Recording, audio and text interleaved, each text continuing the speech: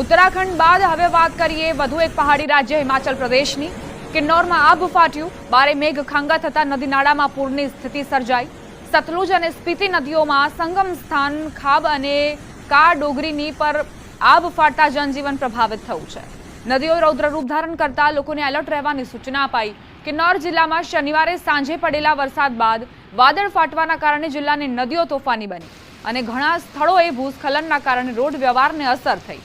સતલુજ અને સ્પીતિ નદીઓના સંગમ સ્થાનની પહાડીઓ પર વાદળ ફાટ્યું હતું, જેના કારણે ખાબ અને કાડોગરીમાં નેશનલ હાઈવે 5 પર મોટી માત્રામાં કાટમાળ અને પથ્થરો પડી આવ્યા હતા, જેને લઈને પૂહ કાઝા નેશનલ હાઈવે સંપૂર્ણ રીતે બ્લોક થયો। જો કે કોઈ જાનહાનિના સમાચાર નથી।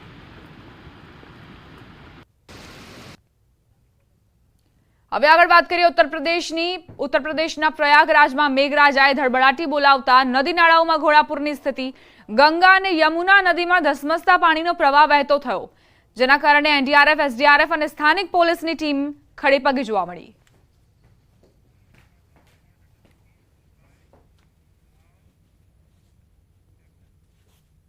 હવે નજર કરીએ અન્ય સમાચારો પર। રાજકોટથી સમાચાર પ્રાપ્ત થઈ રહ્યા છે। લોકમેળાને લઈ આજે હરાજીની પ્રક્રિયા થશે। સાંજે 4 વાગે જૂની કલેક્ટર કચેરીમાં હરાજીની પ્રક્રિયા થશે। 50 પ્લોટ અને સ્ટોલ બાબતે થશે હરાજીની પ્રક્રિયા। સંવાદદાતા અંકિત પોપટ લાઈવ જોડાઈ ગયા છે, તેમની પાસેથી વધુ જાણકારી લઈએ। અંકિત, આજે હરાજીની પ્રક્રિયા સાંજથી આરંભ થવાની છે, કેવા પ્રકારે આ પ્રક્રિયાનો આરંભ થશે અને કેવી રીતે જે વેપારીઓ છે તે તેમાં રજીસ્ટ્રેશન કરાવશે?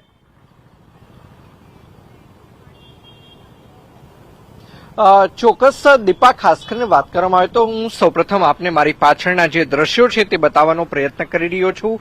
આ એ જ સ્થળ છે કે જ્યાં સૌરાષ્ટ્રનો સૌથી મોટો લોકમેળો છે તે યોજાતો હોય છે ને આ છે રાજકોટનું રેસકોર્સ મેદાન કે જ્યાં છઠથી લઈને દસમ સુધી મેળો છે તે યોજાતો હોય છે ને ક્યારેક મેળાના દિવસોની અંદર પણ કલેક્ટર તંત્ર દ્વારા વધારો કરવામાં આવતો હોય છે, જેના કારણે મેળો છે તે 6 દિવસનો 7 દિવસનો છે તે પણ બનતો હોય છે।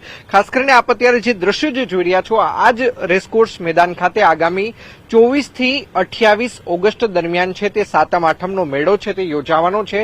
દર વર્ષે વાત કરવામાં આવે તો ન માત્ર અહીં સૌરાષ્ટ્રના લોકો આવતા હોય છે, પરંતુ ગુજરાત અને ભારતના અન્ય રાજ્યોમાંથી પણ લોકો આ મેળાની મજા માણવા માટે આવતા હોય છે અને અંદાજિત 5 દિવસીય મેળાની અંદર 15 લાખથી પણ વધુ લોકો છે તે મેળાની મજા માણતા હોય છે।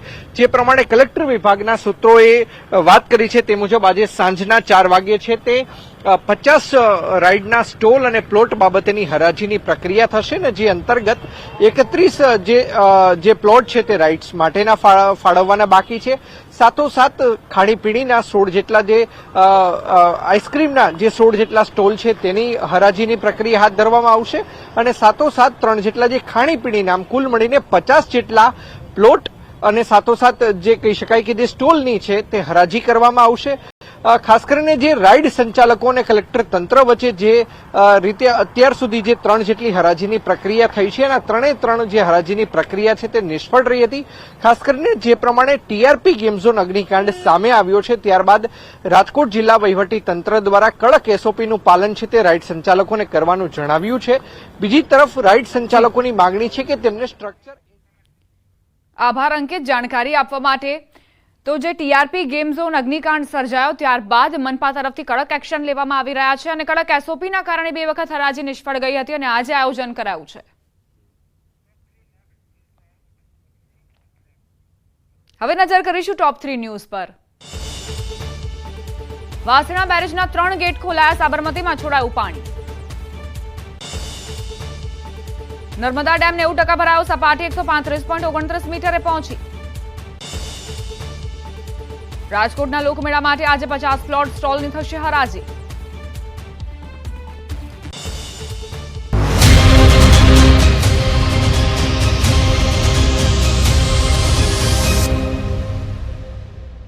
ડિજિટલ ઇન્ડિયા રોડ પર બેસીને રસ્તો જ બ્લોક કરી દીધો હતો।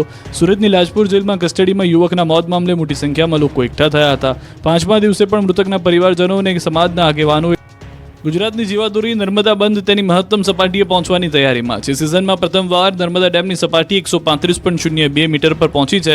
નર્મદા ડેમ 88% ભરાયો છે. ઇન્દિરા સાગર અને ઓમકારેશ્વર ડેમના 13 દરવાજા ખોલી હજુ 4 લાખ ક્યુસેક પાણી છોડતા આ પાણી સવારમાં નર્મદા સરોવરમાં આવી ગયું છે, એટલે કે બાકી રહેલી 4 મીટરની સપાટી પણ ભરાઈ શકે છે. હાલ નર્મદા ડેમના 9 દરવાજા ખોલી 1.5 લાખ ક્યુસેક પાણી છોડવામાં આવી રહ્યું છે.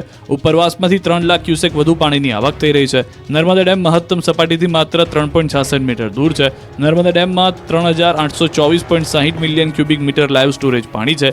ડેમની મહત્તમ સપાટી 138.68 મીટર છે. ત્યારે નર્મદા કાંઠાના ગામડાઓને સાવધાન કરાયા છે. બીજી તરફ રિવરબેડ પાવર હાઉસના 6 ટર્બાઇનો ધમધમી ઉઠ્યા છે. પાવર હાઉસમાંથી 43,755 ક્યુસેક પાણી નદીમાં છોડાઈ રહ્યું છે. કેનાલ હેડ પાવર હાઉસમાં 14,097 ક્યુસેક પાણી છોડાઈ રહ્યું છે. એટલે નર્મદા નદીમાં 53,955 ક્યુસેક પાણી છોડવામાં આવે છે. જ્યારે દરવાજા ખોલી 1.5 લાખ ક્યુસેક પાણી છોડવામાં આવી રહ્યું છે. નદીમાં પાણી છોડવામાં આવતા ગરુડેશ્વર વિયર ડેમ ઓવરફ્લો થયો છે.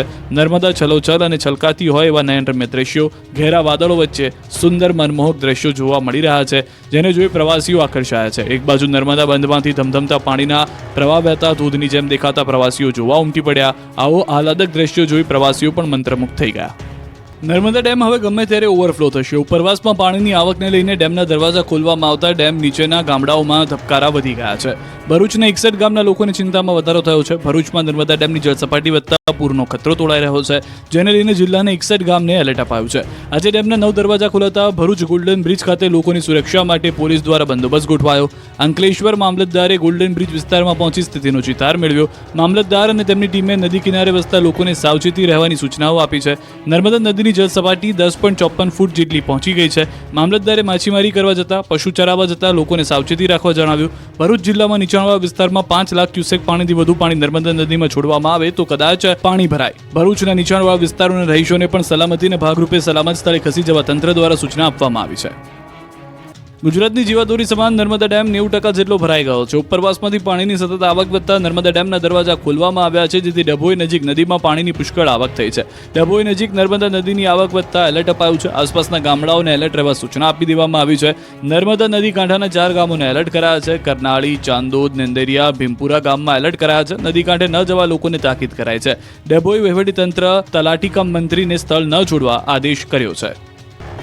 દક્ષિણ ગુજરાતમાં ભારે વરસાદથી અનેક નદીઓ ગાંડી તૂર બની ગઈ છે. ડેમો ઓવરફ્લો થઈ જતા ખેડૂતોના ચહેરા ચમકવા લાગ્યા છે.